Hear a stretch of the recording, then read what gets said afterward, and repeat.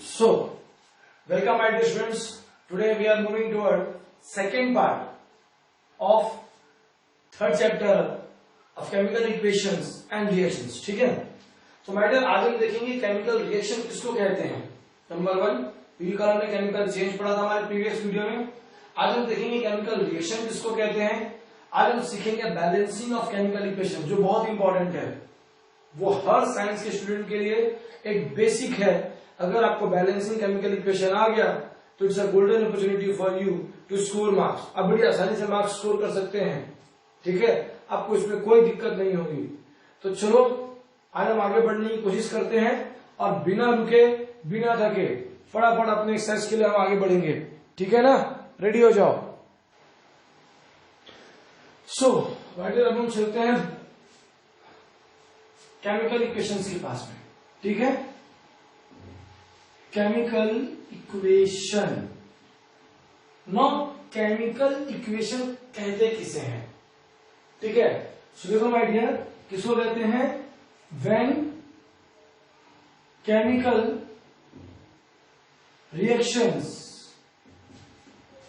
Are written in condensed form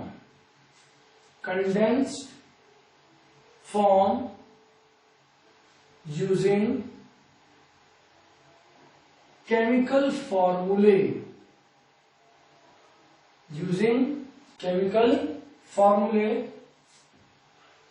is termed as chemical equation. ठीक है, अब आप बोलोगे सर इसका मतलब क्या हुआ, कंडेंस फॉर्म का मतलब क्या हुआ, जरा ये हमें समझाइए. तो सीधी सी बात है मेरे बच्चों, अगर मैं देखो when chemical reactions are written in condense form using chemical formula is termed as chemical equation. अब अगर मुझे कोई भी रिएक्शन लिखना है, अब अगर मैं इसको ऐसे लिखूं सोडियम क्लोराइड प्लस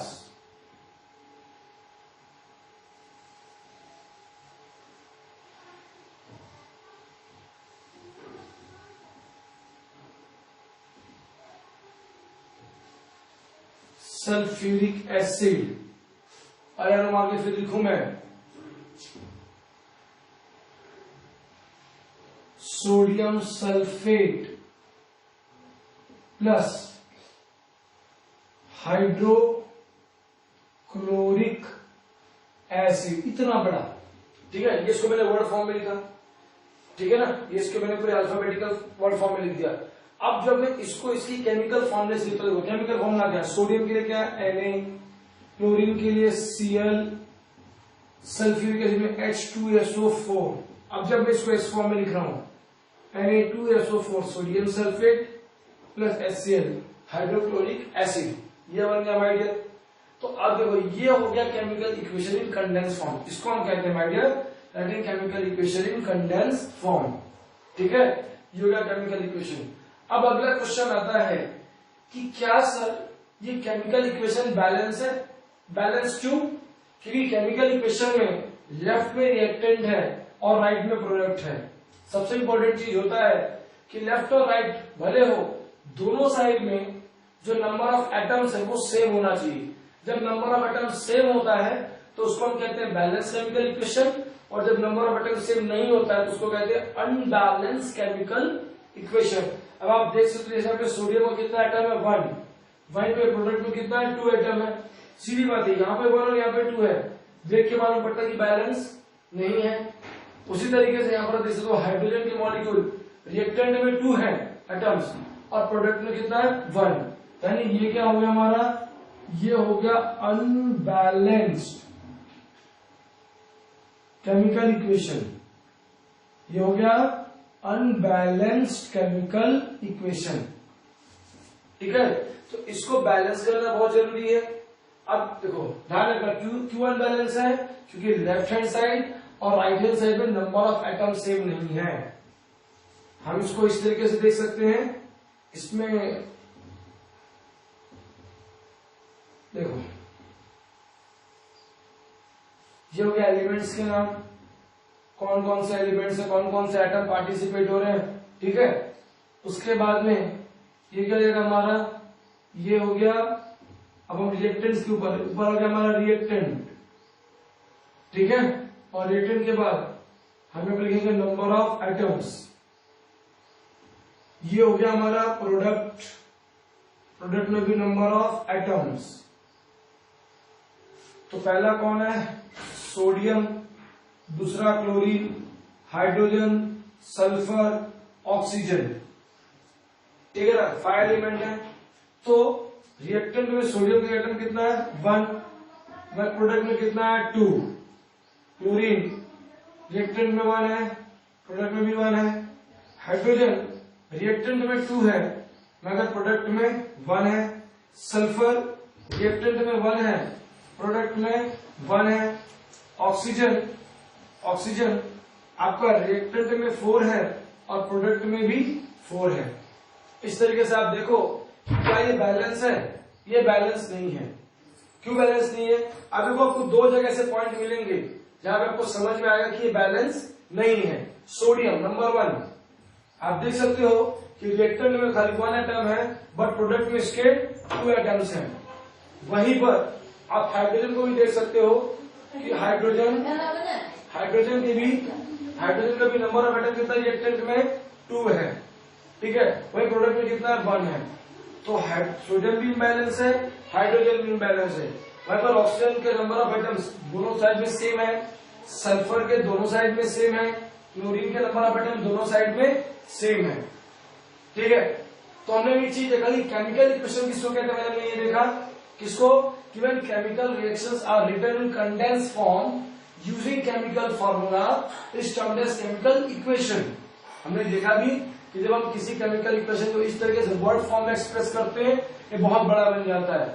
समटाइम हमारी बोर्ड जो आंसर शीट्स होती है, जो हमारे नोटबुक्स होते हैं, उनमें इसको अकोमोडेट करना इम्पॉसिबल हो जाता है, ठीक है ना, उसमें इसको अकोमोडेट करना इम्पॉसिबल हो जाता है। इसीलिए हम क्या करते हैं, हम इसको इसके केमिकल फॉर्म जो सिंबल्स हम कहते हैं ना, जैसे सोडियम के लिए सिंबल Na हो गया, क्लोरीन के लिए Cl हो गया, हम इनको यूज करते हैं, इसको रिप्रेजेंट करते हैं इस तरीके से, ठीक। फिर मैंने उसका आपको सेकंड चीज क्या बताया, मैंने कहा अनबैलेंस केमिकल इक्वेशन किसको कहते हैं, जब लेफ्ट हैंड साइड और राइट हैंड साइड यानी रिएक्टेंट और प्रोडक्ट में अगर नंबर ऑफ एटम सेम नहीं है, जैसे हमने यहाँ पर देखा कि नंबर ऑफ एटम सेम नहीं है, तो ये अनबैलेंस केमिकल इक्वेशन हो गया, ठीक है।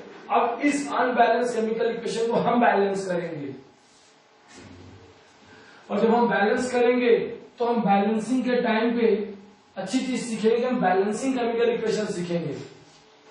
क्योंकि जब हम केमिकल इक्वेशन को बैलेंस करते हैं तो सबसे इंपॉर्टेंट हमारे पास ये होता है, हम उसको सिलेक्ट करें जिनका नंबर ऑफ एटम सेम नहीं है, नंबर ऑफ एटम सेम नहीं है। तो हम देख सकते हैं जैसे यहाँ पर हमारे पास सोडियम और हाइड्रोजन है, ठीक है।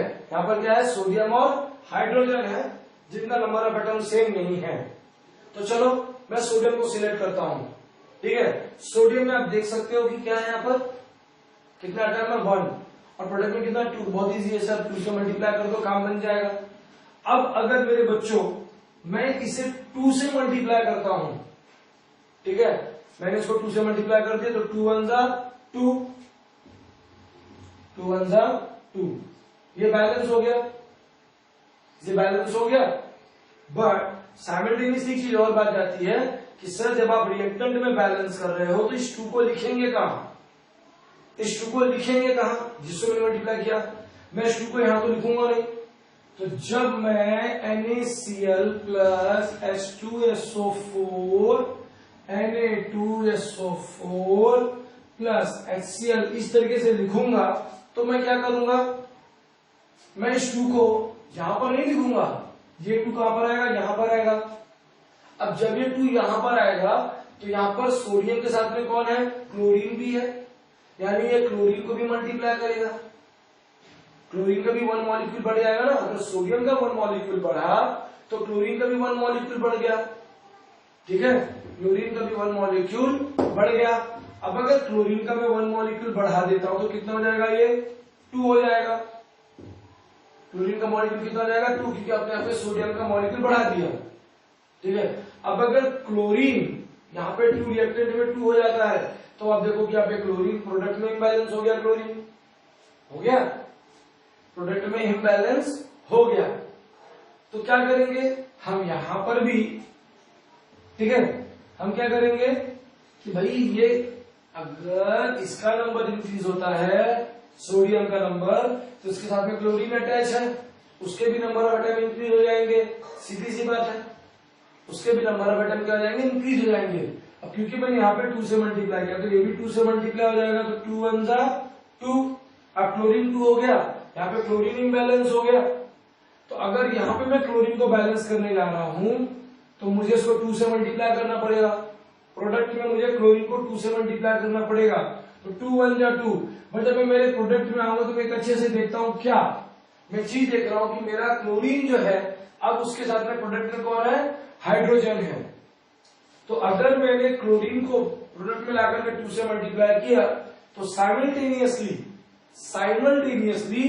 हाइड्रोजन भी मल्टीप्लाई हो जाएगा, क्योंकि दोनों साथ में, तो 2 1 जा 2। अब आप देख सकते हो कि इस केमिकल रिएक्शन में चीजें बैलेंस हो गई, ठीक है। मगर बात यूज की है, क्यों, क्योंकि क्लोरीन 2 से क्यों मल्टीप्लाई हुआ, क्योंकि आपने सोडियम को 2 से मल्टीप्लाई किया था, 2 से, और सोडियम के साथ में कौन था, क्लोरीन, वो भी साइमल्टेनियसली मल्टीप्लाई हो गया। जब क्लोरीन का नंबर इम्बैलेंस हो तो आपने क्या किया, आपने प्रोडक्ट में जाके 2 से मल्टीप्लाई कर दिया। मगर ये 2 लिखेंगे कहां, वंस अगेन, तो 2 लिखेंगे यहां, 2 लिखेंगे यहां पर। तो आपको इसे बेसिक, इसे बैलेंस करने का मैंने सिंपल तरीका समझा है बच्चों, में ज्यादा कॉम्प्लिकेशन में नहीं जाऊंगा। सिंपल सा कि जब कभी भी आप केमिकल इक्वेशन लिखते हो, तो मैंने जैसे इसको ही हमने किया, आप देख लियो, मैं इसको वापस हल्का सा रफ कर रहा हूं, छोटा सा एक्सप्लेनेशन आपको वापस और दे दूंगा, जिससे किसी भी बच्चों को कोई डाउट ना हो। अगर डाउट हो तो डाउट क्लियर होना चाहिए, all the doubts, grounds of doubt has to be clear, otherwise सीखने कोई फायदा नहीं। तो पहला मैंने क्या कहा कि कभी भी केमिकल इक्वेशन को आप इस तरीके से सिंबॉलिकली उसको रिप्रेजेंट कर लो, केमिकल फॉर्मूला लिख लिए, लिखने के बाद ये देखो कि क्या मेरा लेफ्ट हैंड साइड और राइट हैंड साइड यानी रिएक्टेंट और प्रोडक्ट में नंबर ऑफ एटम सेम है कि नहीं है अगर, तो ये देखना है कि किसका नंबर डिस्टर्ब है, जिसका नंबर डिस्टर्ब है उसको उठा लेते हैं। तो यहाँ पे सोडियम का भी नंबर डिस्टर्ब था, हाइड्रोजन का नंबर भी डिस्टर्ब था, तो मैं सोडियम और हाइड्रोजन दोनों में से किसी को एक को उठा सकता हूं, ठीक है, साइमल्टेनियसली। तो मैंने किसको लिया, सोडियम को लिया। जब मैंने सोडियम को लिया तो मैंने क्या कहा कि इनिशियली हमने देखा कि हम सोडियम को, यहाँ पे 2 है, तो 2 1 जा 2, मैंने 2 से मल्टीप्लाई कर दिया। जब मैंने 2 से मल्टीप्लाई किया सोडियम को, तो ये 2 कहां लिखूंगा, मैं बाहर लिखूंगा, उसको मैं यहां नहीं लिख सकता, यहां लिखूंगा तो रॉन्ग हो जाएगा वो, ठीक है, वो यहां पर 2 आएगा।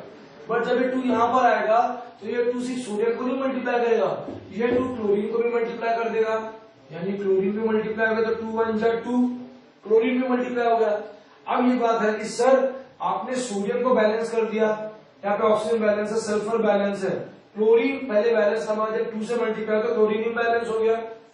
तो प्रोडक्ट में मैं जाऊंगा और देखूंगा कि क्या मैं क्लोरीन को मल्टीप्लाई कर सकता हूँ, गैस कर सकता हूँ, क्योंकि 2 चाहिए यहाँ पर भी, तो इसको भी 2 से मल्टीप्लाई कर दो, 2 1 जा 2, मल्टीप्लाई कर दिए। जब हमने 2 से मल्टीप्लाई क्लोरीन को प्रोडक्ट में किया, तो हमने देखा कि क्लोरीन जो है हमारा प्रोडक्ट में वो हाइड्रोजन के साथ है, तो अगर क्लोरीन 2 से मल्टीप्लाई हो रहा है, तो साइमल्टेनियसली मेरा हाइड्रोजन भी 2 से मल्टीप्लाई होगा, ठीक है। जैसे ही मैंने किया, तो ये 2 को भी मैंने बाहर से लिखा, ये 2 भी बाहर आ जाएगा। अब मैं अगर अपने केमिकल इस बॉक्स को देखूं, बैलेंस को, तो देखो 2 2 2 2 2 2 1 1 4 4, बैलेंस है, यस, ये हमारा केमिकल इक्वेशन बैलेंस है, ये हमारा केमिकल इक्वेशन क्या है, बैलेंस है, ठीक है ना। अब आप चाहो यहाँ देख सकते हो कि जैसे मैंने NaCl लिया, तो नॉर्मली हम NaCl को किस फॉर्म में लेंगे, हम इसको सॉलिड फॉर्म में भी ले सकते हैं, NaCl मतलब सॉल्ट, सोडियम क्लोराइड, H2SO4 हमारा लिक्विड फॉर्म में आएगा, आप इसको एक्वस भी ले सकते हो, सोडियम सल्फेट ये लिक्विड फॉर्म में बनेगा, और हाइड्रोक्लोरिक एसिड ये भी हमारा लिक्विड फॉर्म में बनेगा, या गैस। तो इस तरीके से आइडिया आप देख सकते हो कि मैंने जब इस केमिकल रिएक्शंस को लिखा, तो केमिकल रिएक्शन को मैंने लिखने का आपको चीज दिखा दिया कि पहला तो ये करके मैंने बैलेंस कर दिया, तो ये अनबैलेंस केमिकल इक्वेशन था। ये बैलेंस क्यों है, क्योंकि इसके लेफ्ट हैंड साइड और राइट हैंड साइड दोनों में नंबर ऑफ एटम सेम आ गया। तो पहली बात तो मेरा ये केमिकल इक्वेशन कैसा हो गया, बैलेंस्ड केमिकल इक्वेशन, ठीक है ना, बैलेंस केमिकल इक्वेशन, ये बैलेंस हो गया। नंबर 1 आप एक चीज देख सकते हो कि मैं इनके फिजिकल स्टेट मेंशन कर रहा हूं। ये जो मैंने यहाँ पे लिखा है solid, S for solid, L for liquid, sodium sulphate बनेगा वो भी लिक्विड सॉल्यूशन होगा, प्लस हाइड्रोक्लोरिक एसिड बनेगा वो भी लिक्विड सॉल्यूशन में होगा, ठीक है माय डियर। तो इंपॉर्टेंट ये होता है जब आप केमिकल इक्वेशन लिखते हो तो आपको नंबर ऑफ एटम पहले तो बैलेंस होना चाहिए, बैलेंस होने के बावजूद इसमें फिजिकल स्टेट्स को मेंशन करना बहुत जरूरी है, ठीक है ना। फिजिकल स्टेट वाला हो गया, ये बैलेंसिंग हमने सीखा। बैलेंसिंग के साथ हमने अनबैलेंस किसको कहते हैं, बैलेंस इक्वेशन किसको कहते हैं, ये लिखा। अब हम कुछ बैलेंसिंग इक्वेशन और सीखेंगे और कुछ और चीजें इंपॉर्टेंट वो सीखेंगे। सर क्या सीखेंगे जरा बता दीजिए। तो मैं बताता हूं आपको कि हम क्या सीखने वाले। कई बार मेरे बच्चों हमें केमिकल इक्वेशन लिखने के लिए इंपॉर्टेंट कुछ चीजें होती हैं, जैसे कि अभी नंबर 2 एग्जाम्पल देखते हैं, CaCO3, क्या कहते हैं इसको, कैल्शियम कार्बोनेट। कैल्शियम कार्बोनेट का मतलब होता है चूने का पत्थर, चूने का पत्थर, कैल्शियम कार्बोनेट चूने का पत्थर, लाइमस्टोन दैट इज। आप लाइमस्टोन को कभी भी ओपन एयर में रख दो तो क्या होता है, जब आप उसको ओपन स्पेस में रखते हो तो सन की हीट से वो डिकम्पोज होना स्टार्ट होता है और आप देखो उसका कलर फेड हो जाता है। क्यों, क्या बनता है, तब वहां पर बनता है कैल्शियम ऑक्साइड। क्या, calcium oxide, CaO, calcium oxide बनता है, plus carbon dioxide gas release होता है। क्या रिलीज होता है, carbon dioxide gases given out.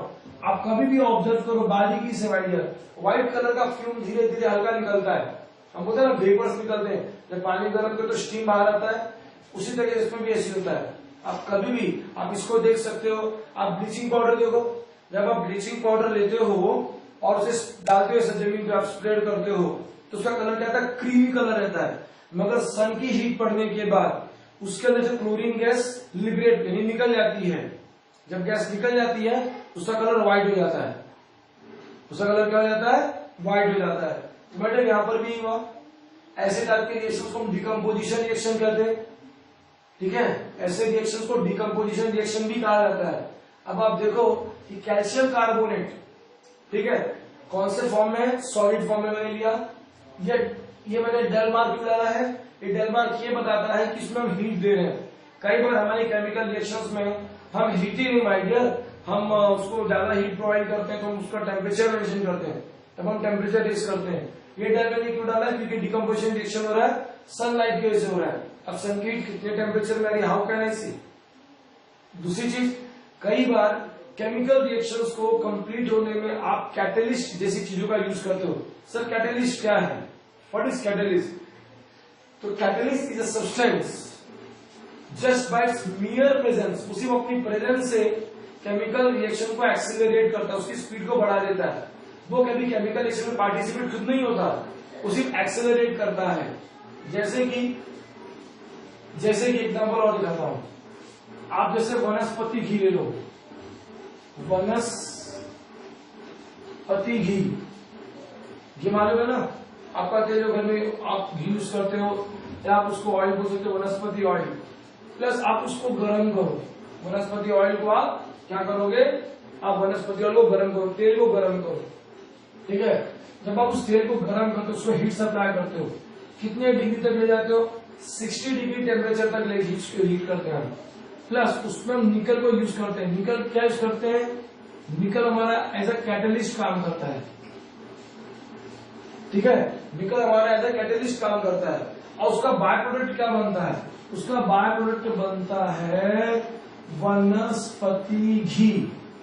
उसका बाय प्रोडक्ट क्या बनता है, वनस्पति घी। वनस्पति घी ऑलमोस्ट सॉलिड स्ट्रक्चर होता है, वनस्पति ऑयल ऑलमोस्ट लिक्विड फॉर्म में होता है, और हम हीट दे रहे हैं, ठीक है, हम क्या दे रहे हैं, हीट दे रहे हैं। और इस हीट नहीं दे रहे एक्चुअली में, हम क्या करते हैं इसको, हम इसमें हाइड्रोजन गैस, इस वनस्पति ऑयल में हम हाइड्रोजन गैस जब आप प्रोवाइड करते हैं इसे, ठीक है, when we release this hydrogen gas into वनस्पति ऑयल, हम उसे हीट करते हैं the temperature of 60 degree Celsius. वहां पर हम क्या यूज करते हैं, कैटेलिस्ट यूज करते हैं। क्या यूज करते हैं, कैटेलिस्ट। तो देखो यहाँ पर मेंशन करना बहुत इंपॉर्टेंट है, वनस्पति ऑयल लिक्विड फॉर्म में है, हाइड्रोजन गैस फॉर्म में है, बट प्रोडक्ट क्या बना, वनस्पति की, जो किस फॉर्म में आ गया, सॉलिड फॉर्म में आया। किस फॉर्म में आया, सॉलिड फॉर्म में आया। प्लस हमने यहाँ पे टेम्परेचर भी मेंशन किया कि कितने डिग्री का टेम्परेचर है, 60 डिग्री सेल्सियस टेम्परेचर आप मेंटेन कर रहे हो, आप कैटेलिस्ट यूज कर रहे हो माय डियर। तो राइटिंग केमिकल इक्वेशन में यही चीजें बहुत इंपॉर्टेंट है कि उनके फिजिकल स्टेट्स को मेंशन करना, फिजिकल स्टेट्स के साथ में अगर आप अपनी हीट प्रोवाइड कर रहे हो, टेम्परेचर रेज कर रहे हो तो उसको मेंशन करना, टेम्परेचर को मेंशन करना, प्लस अगर आप कैटेलिस्ट यूज कर रहे हो तो उसको मेंशन करना। हाँ ठीक है, अब इसके आगे बताता हूँ और कुछ। अब आपको यहीं पर बेटा ना टाइप्स ऑफ केमिकल रिएक्शन भी दिखाता हूँ कैसे। अब आप देखो ये कैल्शियम कार्बोनेट है सिंगल रिएक्टेंट है। कैसा रिएक्टेंट है ये रिएक्टेंट है, ठीक है ना, ये रिएक्टेंट कैसा, सिंगल है, सिंगल रिएक्टेंट है। इस सिंगल रिएक्टेंट से जो प्रोडक्ट बना, प्रोडक्ट क्या बना, प्रोडक्ट बना कैल्शियम ऑक्साइड। बट ये जो प्रोडक्ट है, ये प्रोडक्ट क्या है, मोर देन वन। ठीक है, जब सिंगल रिएक्टेंट से आपको मोर देन वन प्रोडक्ट मिलता है, ऐसे केमिकल रिएक्शन को आप बोलते हो डीकम्पोजिशन रिएक्शन। क्या कहते हैं, डीकम्पोजिशन रिएक्शन। क्या कहते हैं, डीकम्पोजिशन रिएक्शन। ध्यान रखिएगा, when single reactant give more than one product, when single chemical reaction, single reactant give more than one product, that chemical reaction is termed as decomposition reaction. क्या कहते हैं उसे, decomposition reaction। ठीक, अब आते हैं इस एग्जाम्पल के पास। यहाँ पर आप देखो कि मैंने वनस्पति ऑयल लिक्विड फॉर्म में है, हाइड्रोजन गैस है, यहाँ पे दो रिएक्टेंट है। कितने रिएक्टेंट है, 2 रिएक्टेंट्स। यहां पे आप देखो तो हमें रिएक्टेंट्स आ गया 2 रिएक्टेंट्स। ठीक है, 2 रिएक्टेंट्स, प्रोडक्ट कितना आया, single product, single product. So when 2 or more reactants combine together to give single product, when 2 or more reactants combine together to give single product, this type of chemical reaction is termed as combination reaction. क्या कहते हैं, combination reaction. क्या कहते हैं, combination reaction. क्या कहेंगे, combination reaction. ठीक है, ध्यान में रखिएगा, क्या कहेंगे, कॉम्बिनेशन रिएक्शन। तो डिकम्पोजिशन रिएक्शन हो गया आपका, कॉम्बिनेशन रिएक्शन हो गया। ठीक है, अब थोड़ा इसी कड़ी में आगे बढ़ता हूं मैं। इसी जॉब की बेटा यहाँ पे गैस रिलीज हुई है, जब कभी आपके केमिकल रिएक्शन में गैस रिलीज हो तो उसको अपवर्ड एरो से दिखाते हैं। किससे दिखाते हैं, अपवर्ड एरो। किससे दिखाते हैं, अपवर्ड एरो। किससे, अपवर्ड एरो। ठीक है ना, उसे अपवर्ड एरो से हम शो करेंगे, we will represented by upward arrow. आगे बढ़ता हूं, नंबर 4। नंबर 4 जो मेरा एग्जांपल है वो आप कल भी हमने देखा, अभी देखते हैं कैसे। माय डियर, हमने क्या यूज किया, हमने लिया कॉपर सल्फेट, और कॉपर सल्फेट का हमने रिएक्शन करवा दिया जिंक से। ठीक है ना, कॉपर सल्फेट एक्वस सॉल्यूशन में लेंगे, यानी जब आप पानी में लेते हैं तो उसको एक्वस सॉल्यूशन कहते हैं। ठीक है, और आपने जिंक किस फॉर्म में लिया, सॉलिड फॉर्म में लिया। अब जैसे आप कॉपर सल्फेट का सॉल्यूशन ब्लू इन कलर का, ध्यान रखना भाई, copper sulphate solution is blue in colour. क्या, copper sulphate solution is blue in colour. आपने साथ में क्या लिया, जिंक लिया। अब मैं आज कुछ बच्चों का डाउट था कि सर ये रिएक्शन कैसे होता है, आज समझाता हूं बेटा। जिंक ज्यादा रिएक्टिव होता है, और जब कोई ज्यादा रिएक्टिव एलिमेंट होता है, ज्यादा देखो मोर रिएक्टिव एलिमेंट क्या करता है, लेस रिएक्टिव एलिमेंट को रिप्लेस कर देता है। अब इसको ऐसे समझते हैं कि जैसे हम बाइक लेते हैं, ठीक है, हम बाइक लेते हैं, हीरो होंडा की बाइक देखी, ये देखी, हम कहते हैं नेक्स्ट जनरेशन बाइक। हम क्या वर्ड यूज करते हैं, नेक्स्ट जनरेशन बाइक। तो अगर आपके पास में सेकेंड जनरेशन बाइक आएगी, या आप मोबाइल यूज करते हो, आपके मोबाइल का मैं कहता हूँ इंटरनल जो रैम है वो 2 GB का है। अब मार्केट में नया मोबाइल है जिसका रैम 8 GB का है, कैपेसिटी ज्यादा, तो आप क्या यूज करोगे? 8 GB वाला यूज करोगे ना। तो आपका 2 GB वाला तो रिप्लेस हो गया, आप समझे, वो ज्यादा इफेक्टिव है। तो आपका 2 GB वाला जो मोबाइल है वो रिप्लेस हो गया बाय 8 GB। इसी तरीके से मेटल्स में भी ऐसे होता है माय डियर। मेटल्स में भी जो ज्यादा रिएक्टिव मेटल होता है वो लेस रिएक्टिव मेटल को डिस्प्लेस कर देता है। क्या कर देता है? डिस्प्लेस कर देता है माय डियर। तो कॉपर सल्फेट सॉल्यूशन जो है वो ब्लू इन कलर रहेगा। मैं वर्ड यूज कर रहा हूं, कौन सा? Copper sulphate. किस कलर में? ये ब्लू कलर में है। बट जैसे ही आप उसमें जिंक डालोगे, जिंक डालने के बाद वहां पर बन जाएगा जिंक सल्फेट सॉल्यूशन। ये भी एक्वियस होगा, मगर खास बात क्या है, ये कलरलेस होगा। प्लस कॉपर, आपका कॉपर जो होगा वो सॉलिड फॉर्म में आ जाएगा। ठीक है, आपका कॉपर जो है वो किस फॉर्म में आ जाएगा? सॉलिड फॉर्म में आ जाएगा। ठीक है ना, आपका कॉपर किस फॉर्म में आ जाएगा? सॉलिड फॉर्म में आ जाएगा। किस फॉर्म में आ जाएगा? सॉलिड फॉर्म में आ जाएगा। तो यहां पर आपने क्या देखा? आपने ये देखा कि हाईली रिएक्टिव मेटल ने लेस रिएक्टिव मेटल को डिस्प्लेस कर दिया। मैं वर्ड का यूज कर रहा हूं, डिस्प्लेस कर दिया। इसलिए इस टाइप की रिएक्शंस को बोलते हैं डिस्प्लेसमेंट रिएक्शन। क्या कहते हैं? Displacement reaction. अब आप कहोगे सर सारे बैलेंस है क्या? यस, ये सारे केमिकल इक्वेशन बैलेंस है। आपको मैं इसका एकदम हिंट दिखा देता हूं। कभी कभी बोर्ड में अंदर हमें कंफ्यूज करने के लिए यही काम करते हैं और हम फंस जाते हैं। ये देखो, एलिमेंट, ये आपका रिएक्टेंट, इसमें नंबर ऑफ एटम्स, ये आपका प्रोडक्ट, इसमें भी नंबर ऑफ एटम्स। ठीक, number of atoms, copper, sulphur, oxygen, zinc. Copper कितना है? 1, इस साइड भी 1। सल्फर कितना है? 1, इस साइड भी 1। ऑक्सीजन की मॉलिक्यूल 4, यहां पर भी 4। जिंक 1, ये भी 1 है। मैंने क्या कहा था? जब लेफ्ट हैंड साइड और राइट हैंड साइड दोनों इक्वल दिखाई दे तो क्या वो बैलेंस केमिकल इक्वेशन। और याद रखना, बैलेंस केमिकल इक्वेशन को बैलेंस नहीं किया जाता है। इसीलिए कभी भी केमिकल इक्वेशन को देख के डायग्राम में सारे बैलेंस है नहीं, आप इस तरीके से चार्ट बना लो, आपका पैसा तो जाएगा नहीं। चार्ट बना लो, चार्ट बना के आपको समझ में आ जाएगा कि वेदर इज बैलेंस और नॉट बैलेंस। ठीक है, तो हमने यहाँ पर 3 टाइप के रिएक्शन देखे। हमने डिकम्पोजिशन रिएक्शन देखा, हमने कॉम्बिनेशन रिएक्शन देखा, हमने डिस्प्लेसमेंट रिएक्शन देखा। अब आगे बढ़ते हैं my dear, because we are having more than 1 type reactions.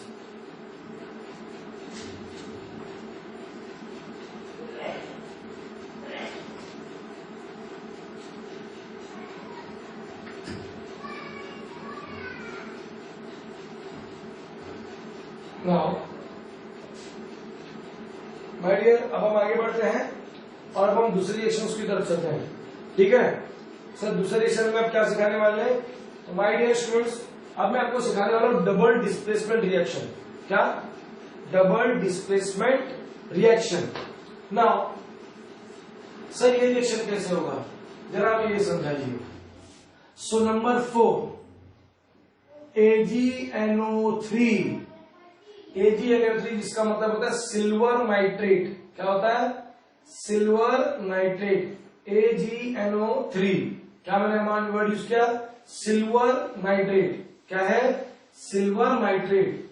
Solution कैसा होगा? एक्वेस, क्योंकि ये वाटर में हम इसको ऐड करते हैं। याद रखो, एक्वेस मतलब डाइल्यूट। सिल्वर नाइट्रेट सॉल्यूशन में माय डियर ये सिल्वर नाइट्रेट। आपकी जानकारी के लिए बता दूं कि आपके पापा मम्मी वोट डालने जाते हैं तो वहां पर जो इंक यूज होता है उसमें सिल्वर नाइट्रेट यूज होता है। आपने देखोगा इसका लगा हुआ जो मार्क होता है वो जल्दी जाता नहीं है।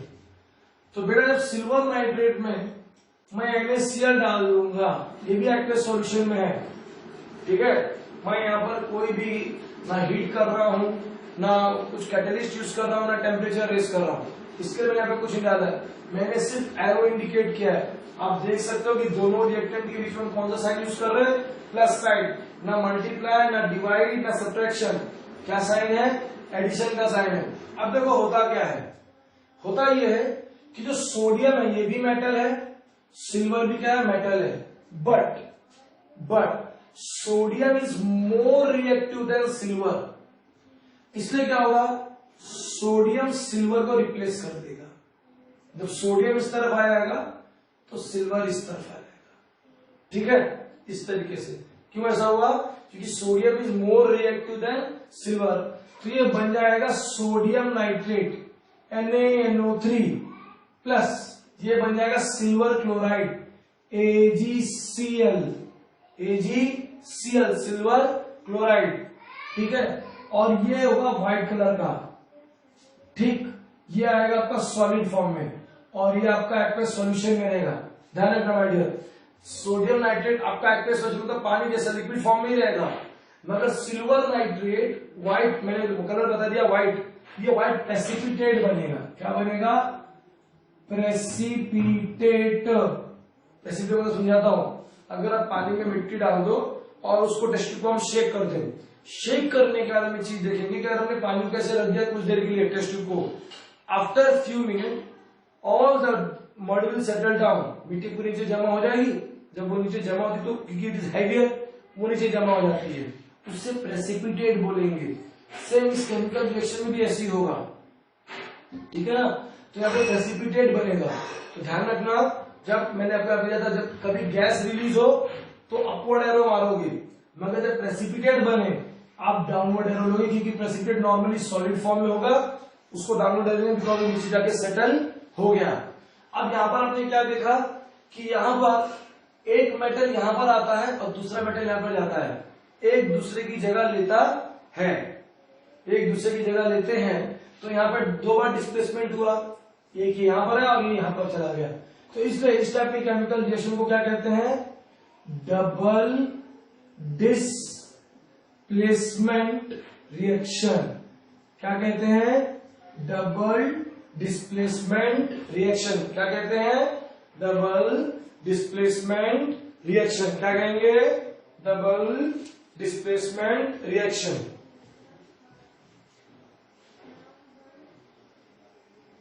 ठीक है। अब कुछ और केमिकल रिएक्शन के पास चलते हैं भाई।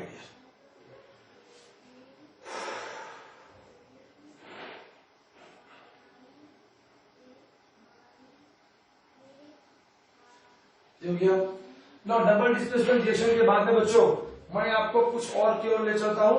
अब हम कुछ ऐसे केमिकल रिएक्शन देखेंगे जहां पे कुछ अलग चीजें थोड़ी बहुत होंगी। सर कैसे, कोई एग्जांपल आप बता सकते हो? हाँ बताता हूं मैं, जरा ध्यान देना। नंबर 5 नाउ सर ये आपने करवाया है कैल्शियम कार्बोनेट प्लस, उस टाइम आपसे मैंने क्या कहा था, मैंने आपसे क्या कहा था उस टाइम पे कि इसको हीट मिलेगी, किसकी, सन की हीट। बट क्या आपके पास इतना टाइम है? अगर आपको केमिकल रिएक्शन फास्ट चाहिए तो आप क्या करोगे, आप उसको हीट करोगे। भाई चाय तो बन सकती है, मैं अगर दूध पानी शक्कर मिक्स कर दूं, चाय पत्ती डाल दूं, सन की हीट में रख दे तो ऑटोमेटिक कुछ देर बाद कुछ ना कुछ तो होगा जरूर।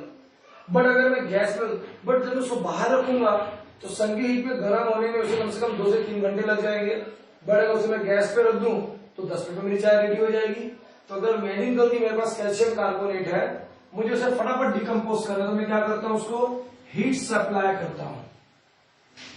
जब मैं उसे हीट सप्लाई करूंगा तो बन जाएगा calcium oxide plus carbon dioxide gas is given out, plus carbon dioxide gas is given out. Upward arrow gas है तो कैल्शियम ऑक्साइड सॉलिड फॉर्म में आ जाएगा हमारा, ठीक है, ये हो गया। Now the chemical reaction which is completed या in which heat is absorbed, इस केमिकल रिएक्शन में हीट क्या हुआ है, एब्जॉर्ब हुआ है, ठीक है। तो chemical reaction in which heat is absorbed, heat is absorbed is termed as endothermic reaction। इस टाइप की रिएक्शन को आप क्या बोलोगे, एंडोथर्मिक रिएक्शन। क्या बोलोगे, एंडोथर्मिक रिएक्शन। क्यों बोलोगे, क्योंकि इस रिएक्शन में हीट क्या हुआ है, heat is absorb, heat is absorb, ठीक है, हीट इज एब्जॉर्ब। अब जस्ट इसका उल्टा चलते हैं हमारी इधर, ठीक है ना। हम देखो आज जब दिवाली आती है तो तो पहले के लोग क्या करते थे, जब दिवाली आती थी तो दिवाली आने पर लोग घर में चूने का पत्थर लाते थे। कहां से? हार्डवेयर की दुकान से, जिसको हम कहते हैं कैल्शियम ऑक्साइड। ठीक है, कैल्शियम ऑक्साइड। और उसमें हम लोग ऐड करते थे वाटर, H2O। हमने कैल्शियम ऑक्साइड है सॉलिड फॉर्म में, हमने वाटर ऐड किया लिक्विड फॉर्म में। ठीक है, जब हमने ये किया तो क्या बनता था? बनता था कैल्शियम हाइड्रोक्साइड, CaOH, यहाँ पे 2। ठीक है, कौन सा सोल्यूशन? एक्वस की वाटर था, प्लस उसमें जब बाहर का निकलता था हीट। आप करके देख सकते हो, आप मार्केट से चूने कौन से हार्डवेयर का होता है, चूने का पत्थर लेकर के आओ, उससे पानी में डालो, थोड़े आपको बबल्स नजर आएंगे उसमें से, और ऐसा वेपर जैसा आएगा, यानी हीट इज गिवन आउट। यहाँ पर हीट इज एब्सॉर्ब, और यहाँ पर हम क्या देख सकते हैं? यहाँ पर हम देख सकते हैं कि हीट इज गिवन आउट। यहाँ पर हीट इज गिवन आउट। ठीक है ना? तो मैंने जिस केमिकल रिएक्शन में हीट इज गिवन आउट, उस केमिकल रिएक्शन को बोलेंगे एक्सोथर्मिक रिएक्शन। क्या बोलेंगे? Exothermic reaction. क्या बोलेंगे? Exothermic reaction. एंडोथर्मिक में हीट इज एब्सॉर्ब, एक्सोथर्मिक में heat is given out, exothermic में हीट इज गिवन आउट। ठीक है, हीट इज इसको लिबरेटेड और इसको बोलते हैं heat is evolve, heat is liberated. ठीक है, हीट इज, इसको कर लेंगे heat is accompanied bye absorption of heat.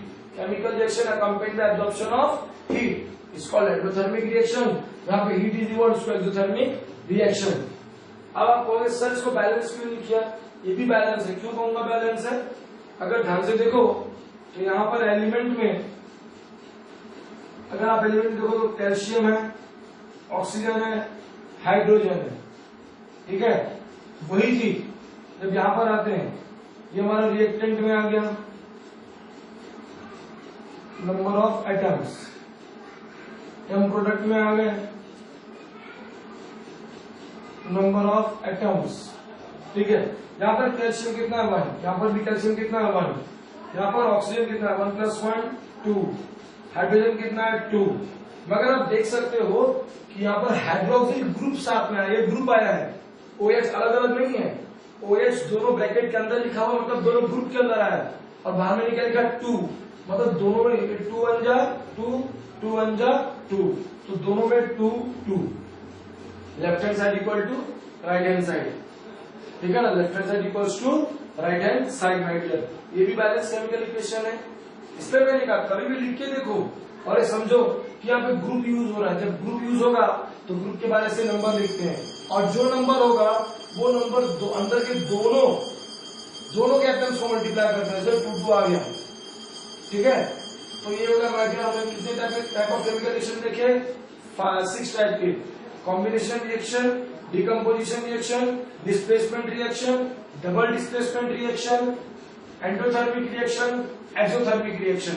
एक चीज नोटिस करने की बात क्या है, खास बात, कि डबल डिस्प्लेसमेंट रिएक्शन में क्या बनता है? प्रेसिपिटेट। क्या बनता है? प्रेसिपिटेट, क्योंकि उसमें एक्सचेंज ऑफ आयंस होता है। उसमें क्या होता है? एक्सचेंज ऑफ आयंस होता है।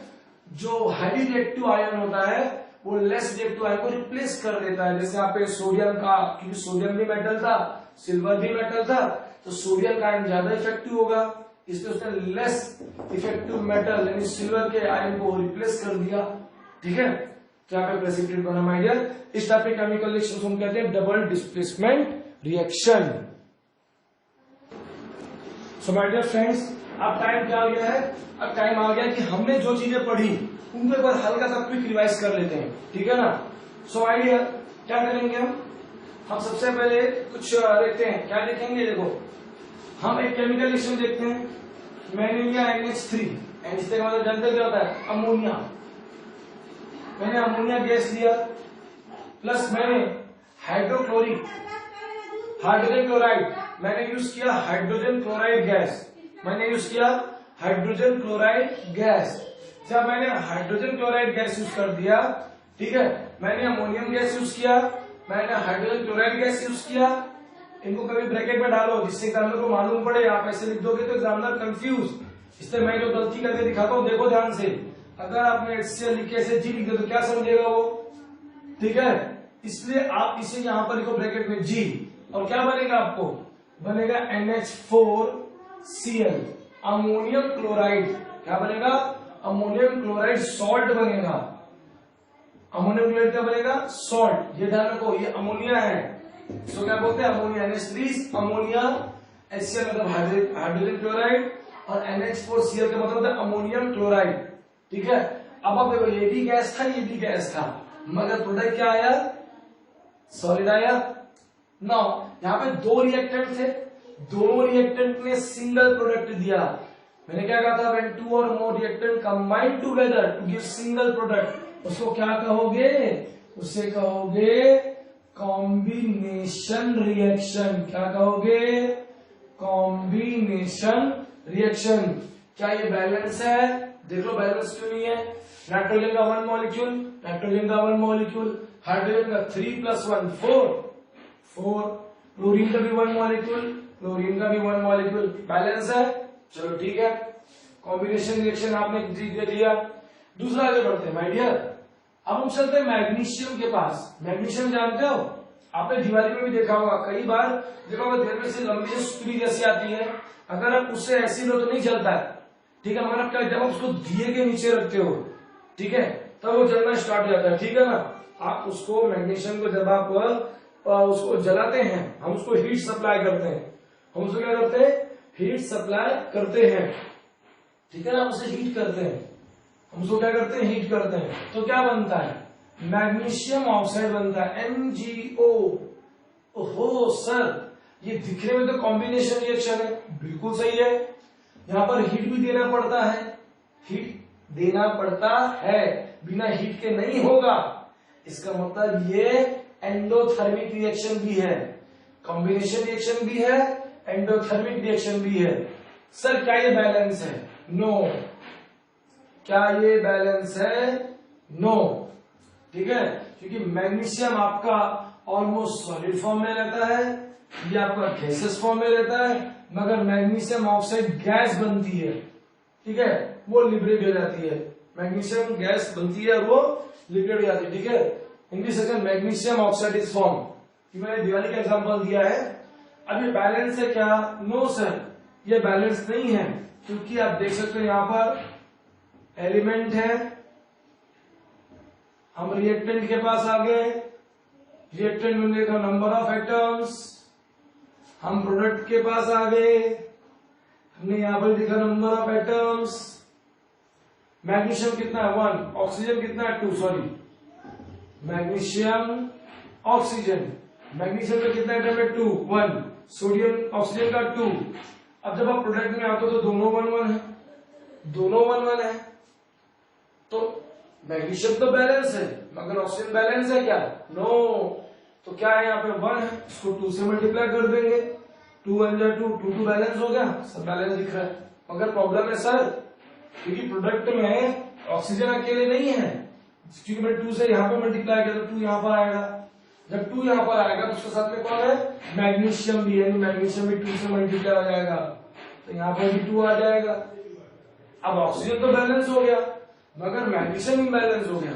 इसके लिए हम क्या करेंगे, हम रिएक्टेंट में जाकर के मैग्नीशियम को भी 2 से मल्टीप्लाई करेंगे और 2 हो जाएगा। हमने बाहर 2 से मल्टीप्लाई किया है, इसे यहाँ पर 2 लिख देंगे और देखो 2 2 2 2। मेरे बैलेंस के लिए पैटर्न को देखिए, मैं क्या करता हूं, जो इम्बैलेंस है मैं सबसे पहले उसको पकड़ता हूं, चाहे वो रिएक्टेंट में हो चाहे वो प्रोडक्ट में हो।